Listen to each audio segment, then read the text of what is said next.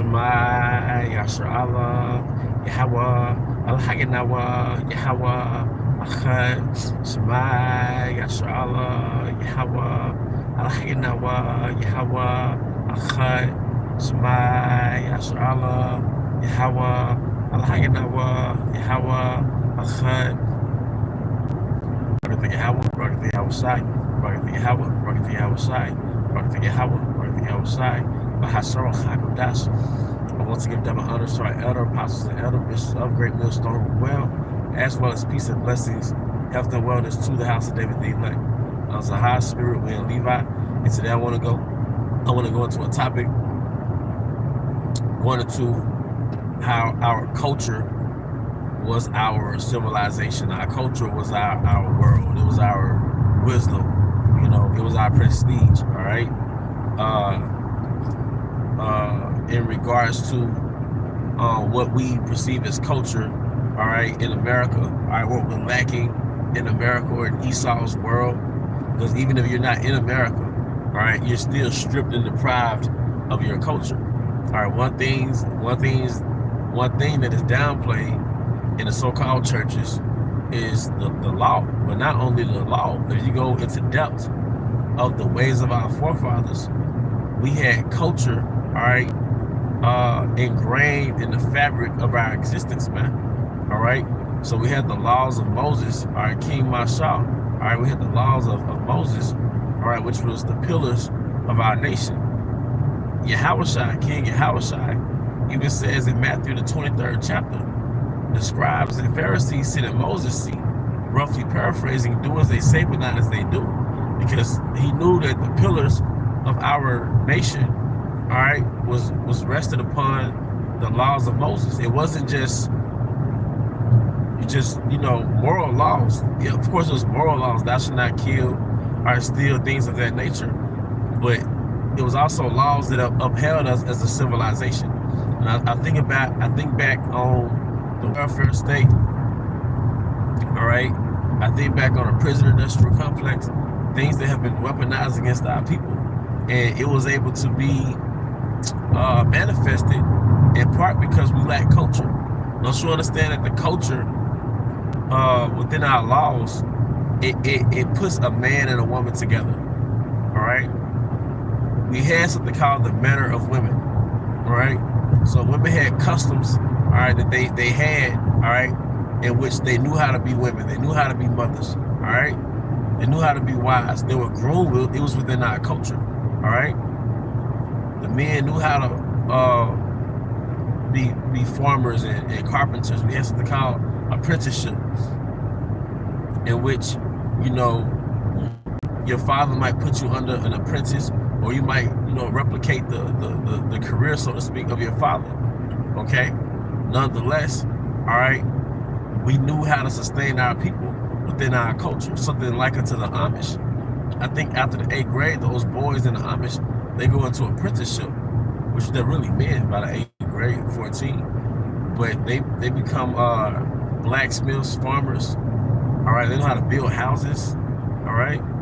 The women, they have the manner of women in which the women know how to nurse babies, all right?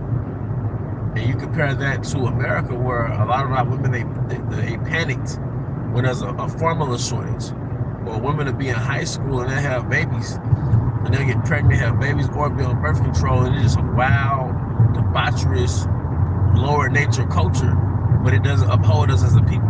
Now you have this new age rendition of rebellion, in which a woman is basically a world in herself. She's an individualist, all right? She doesn't want to have children. She doesn't have to have children. She has these different sexual partners, all right? She doesn't want to get married. She doesn't have to get married, although she's married every time she's had sex, okay? The men, they have multiple baby mamas, all right? Which, if you know, it's natural on this side. You might have a so-called baby mama. But in our culture, you had multiple families, and it was all upheld within our culture, all right? You didn't have boys that you got to keep them playing sports just to keep them out the streets, all right? So we had customs. When you say a heritage, the key element in the word heritage All right, is heir, an heir or inherit. All right, heritage has the key element heir inside, like an heir and or inherit, because a heritage is something that the succeeding generation inherits from the preceding generation. You inherit the laws, you inherit the customs, you inherit the ideologies, you inherit the philosophies, the wisdom, you inherit the exhortations, all right, the etiquette, you inherit that. The descendants inherit the clothing, the cultural clothing of the ancestors, or the forefathers. Okay, it upholds us as a people. Okay, it upholds us as a people. Okay, so you have to understand the magnitude of our heritage. Within our heritage, we had prophecies. All right, we had, like I said, we had the prophets with the prophecies. All right, our people were a technology within themselves. All right, our people were a technology within themselves, something that was brought out within the camp. The men went to war and brought back resources, and the women took those resources and turned them into a product. For example, you went to war, say against the Philistines, you came back with silk, with different fabrics, and the women would take those fabrics and create garments. And one thing that was heavy within our nation was embroideries within the garments. And I believe that's in the book of Exodus. Maybe it's the 35th chapter or the 25th chapter. It tells you that the men and women who are fine, who are skilled in embroideries. Now, if you go into the northern kingdom, Gad was heavy in embroideries. All right. I want to say Naphtali. I want to say Zebulon. The so-called Central Americans. They have a beautiful garment industry within their tribe, in which they're very skillful when it comes to embroideries. Because real designer entails embroideries, right? Showing you that these are relics of our nation, and these are the descendants of the people we read about. Okay. Once again, the rearing of children, all right, the nursing of sons and daughters, all right, that was brought down to our daughters within our nation. So you have these so-called teenage girls who are mothers, but they stay with their mothers, and the grandmother of the child is the mother of the child, and the baby daddy is anonymous. All right, no, we had culture. You break, you buy.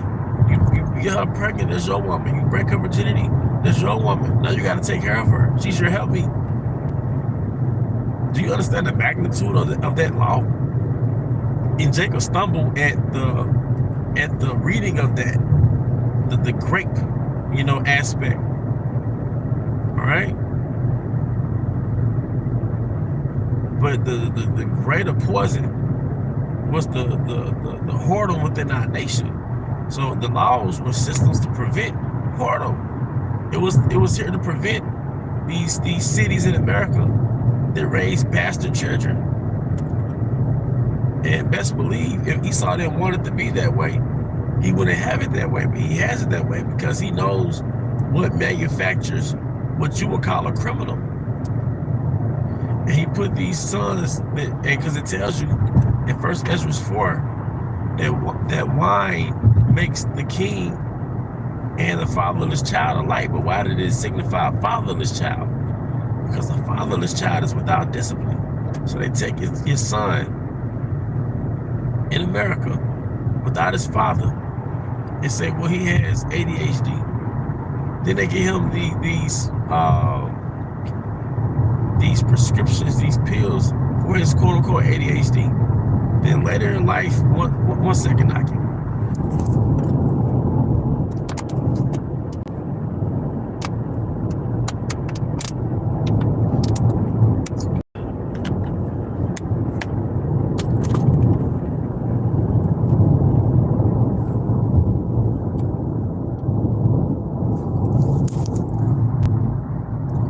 then later in life, all right, I had to get some water. Later in life, the same son, they got on this, what do they call it, Ritalin, all right, for this ADHD, all right. He grows up and he's basically a demon, all right. He's basically a demon. They give him these prescriptions, all right, to tranquilize him, all right. And now he's a dependent of that. But then he grows up and becomes a demon, man. And I've seen it with my own 2 eyes. I've seen it with my own 2 eyes, man. But it's really those prescriptions, as they call them, that give these little boys at an early age. So Esau know what he's doing. He's manufacturing demons. This Lil Durk generation, this King Von generation are demons, man. All right?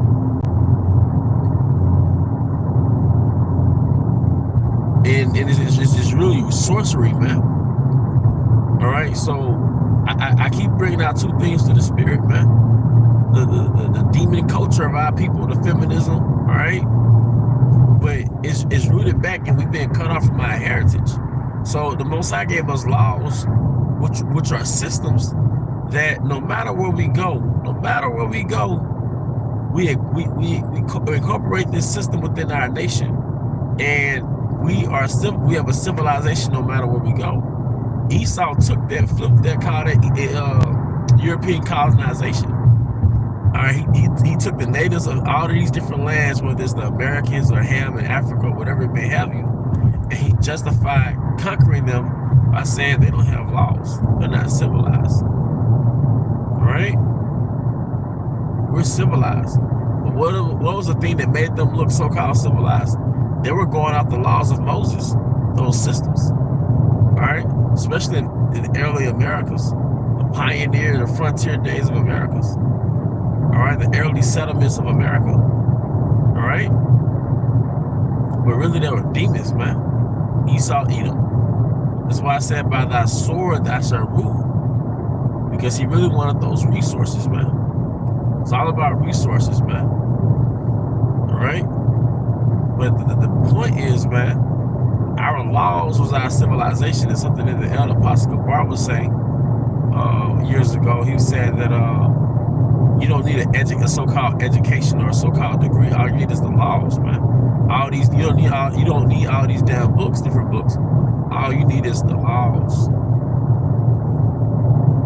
All you need is the laws, man, because within the laws is our wisdom. It is our civilization, all right? It is our intelligence. Like I said, within the laws, something that's very important is the wisdom of our forefathers, because you have the laws, the 613, then you have the wisdom of Proverbs, within Proverbs, the wisdom of King Solomon, all right? These are things that enriched our nation, all right? You have the wisdom of Sirach, all right? These are things that enriched our nation, all right?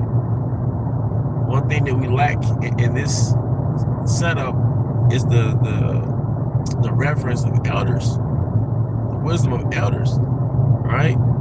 So the Gen Zs and the millennials, they don't really honor the elders. But the elders are walking history books, all right? Walking family albums, photo albums. They're walking encyclopedias, all right? It's your elders, all right? And that's something that you're supposed to honor. It tells you in the scriptures that you rise before the hoary head, man. So that's something that was lost in America, man. It's the honor of elders. You're more likely going to post your children who have no benefit, all right, than your elders, man. All right, on social media, all right. You have these great birthday parties for your sons and daughters, and they're fucking boogers, man. They're fucking just little wild little monsters, man. All right. Meanwhile, you got grandma and papa in a nursing home, being taken care of being neglected by strangers. All right. Well, really, we're supposed to have systems within our nation. We have systems within the laws and within our nations and within the customs that you're supposed to take care of your father and your mother, man, because they took care of you. When your father and mother had sons and daughters, right, they created a shield for themselves. And you see it with Jake from West Africa, man. I've met Jake from West Africa, and they have to take care of the parents. And they'll come to America and get these grants and stuff to start these businesses, but they mailing money back to their mother and father, because within their custom, which is really Hebrew culture, because the so-called West Africans, which are mostly Jake, they have that Hebrew culture in a lot of different ways. They're remnants of it, all right? You have to take care of your father and mother. It ain't no damn nursing home, you see, to my knowledge. Okay? So a lot of those Jakes from West Africa that come to America and they start businesses, their fathers and their mothers are taken care of, man. Whereas over here, everybody's an individual, man. Because one of the components in Westernization is individualism. So individualism, your son or daughter have a damn doctor's degree, but the father and mother that put them there in that position are being neglected at some nursing home, man. Because our people are fucking individualists, man. All right? Our culture is our fabric. So a lot of the problems that we have is not going to be solved by a few of your siblings having bachelor's degrees. All right? This one nephew got his own barbershop, but 20 other men in the family are incarcerated, they're dead, or they're just lifeless in America, or they're alphabet gang, or they're on some type of drug.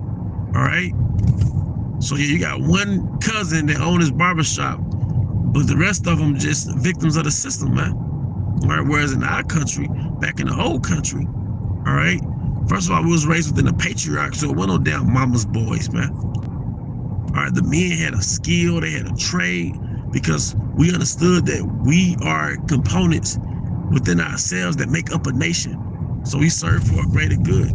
That agrarian society that we had, a majority of us were farmers, and we all went out in the field at a certain time to provide for our nation, man. And it was a beautiful thing.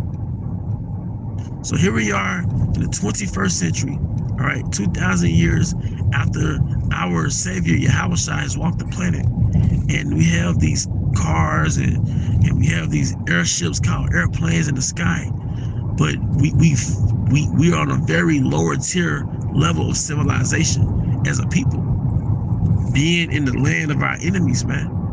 We lack the basic fundamentals of pairing a man with a woman and rearing a family. We lack the basic fundamentals of developing a son, a young boy, into a productive man.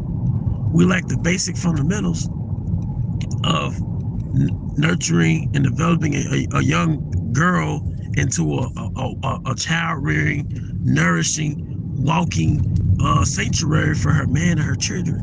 We lack those basic fundamentals of civilization, all right, in the so-called first world society. And furthermore, we lack the dietary laws, which are systems that keep the Israelite body healthy, the Israelite man and woman healthy. Most of our children have silver caps in their mouth. When I was 5, I had all those silver caps in my mouth. All right, those silver caps. All right, most of our sons and daughters have cavities. A lot of our sons and daughters are obese. Okay, 10, 11 years old, pre-diabetic, man.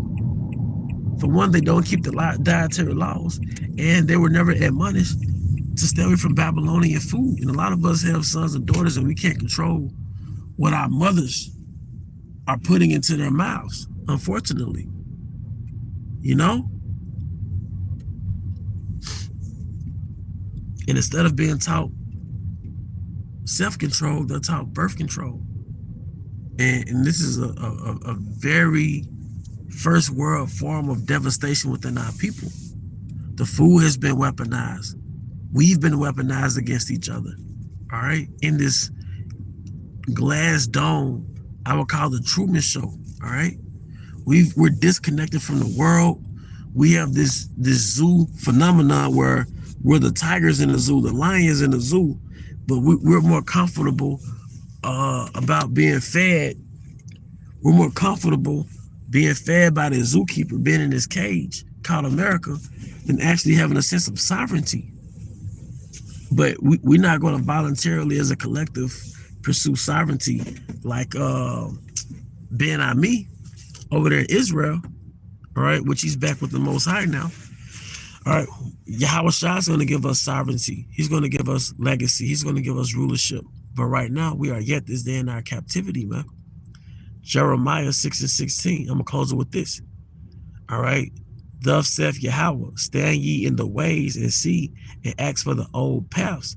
Where is the good way and walk therein, and you shall find rest for your souls. But they said we will not. It's the old way. Even when you see products being sold on the shelf, these so-called organic products, they always have some type of slogan denoting the old way, back to earth. The old way. The old way is the right way, man. All right. But with that, I do hope you brothers and sisters were edified. Once again, I want to give all honor and glory to Yahweh Bahashem Yahweh Shai, Bahashem Kodash. I also want to give double honors to our elder apostles and elder bishops of Great Millstone who rule well. Peace and blessings, health and wellness to the house of David the elect. Abba Babal, Kam Yasha Allah, Shalom.